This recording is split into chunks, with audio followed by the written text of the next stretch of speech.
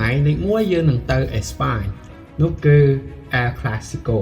ជាជំនួបរវាង Real Madrid និង Barcelona ហើយប្រហែលជាគ្មានជំនួបណាដែលនៅក្នុងពិភពបាល់ទាត់ឬអាចថាកីឡាផ្សេងៗទៀតដែលមានកម្ដៅនិងភាពតានតឹងស្មើ El Clasico ឡើយនេះវាពិតជាលើសពីការប្រកួតបាល់ទាត់ធម្មតាវាលើសពីគូប្រជែងទូទៅវាអាចសំដៅទៅអីដែលចែកអេស្ប៉ាញទៅជាពីរពួកផ្សេងគ្នា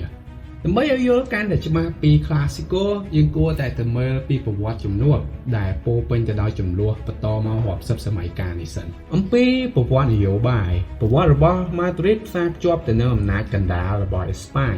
សំដៅទៅមនុស្សអំបូរ Castilla ជាក្លឹបដែលកើតចេញពីមោទនភាពរបស់មនុស្សនៅរាជធានីនិងឥទ្ធិពលរបស់រដ្ឋអំណាច Real Barcelona តំណាងឲ្យជាតិជា Catalonia